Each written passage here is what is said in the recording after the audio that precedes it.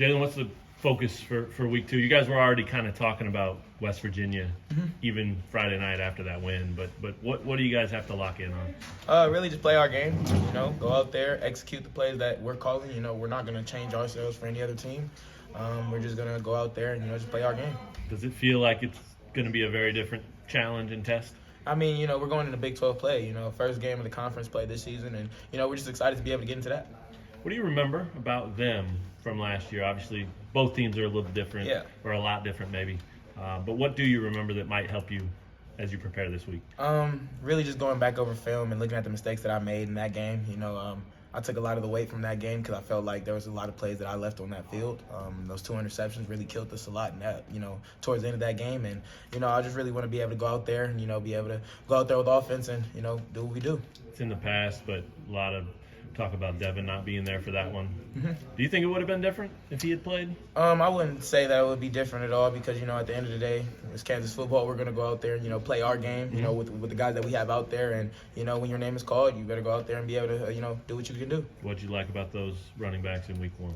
I feel like they, a lot of the stuff that I said before that game, I feel like they went out there and showed, we had a lot of broken tackles, they made a lot of people miss, they had a lot of glimpses of elusiveness, and, they were able to get into the end zone. Have you gotten tired of hearing country roads yet? Honestly, I mean, I don't even pay attention when it comes on. I really just be in a practice mood.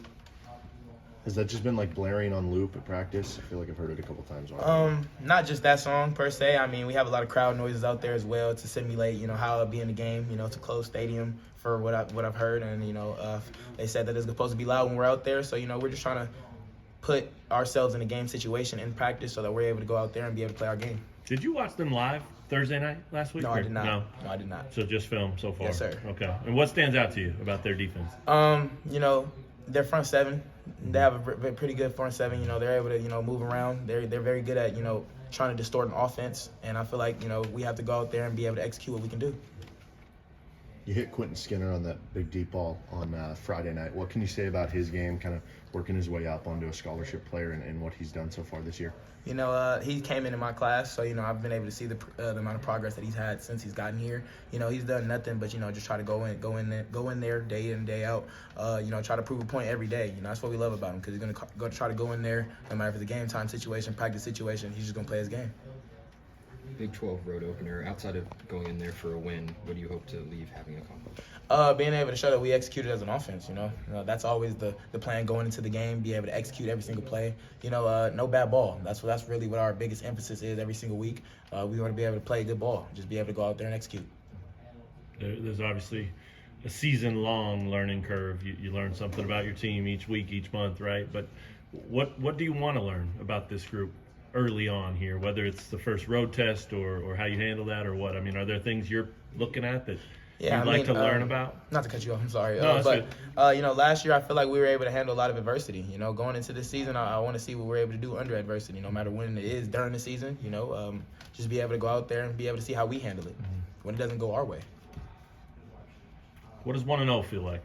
1-0 feels pretty good, definitely. I mean, this is my first time being able to go out there as a starter for game 1 since I've been in college. So, it just feels good being able to have my mom as proud of me as she is and be able to talk to my family back home about it. You mentioned the 24-hour rule. It seems like maybe that wasn't even needed. Did you guys take the full 24 hours or was it on to the next? Honestly, I started watching film on West Virginia the very next day. So I wouldn't even say that it was a 24-hour rule for me. I stopped thinking about that game after it was over, honestly. Celebrated with my family that night, and when I went to sleep, it was in the past. The big score, 56 points, especially the 46-point win. I mean, those aren't normal things here. That's been tough to do, and maybe people around the country or the Big 12 or whatever are looking at that and saying, oh, that's interesting, or maybe catching their attention a little bit more. Does it feel like maybe that outcome added some confidence to you guys? I mean, we went out there with the same amount of confidence that, we're able to do that.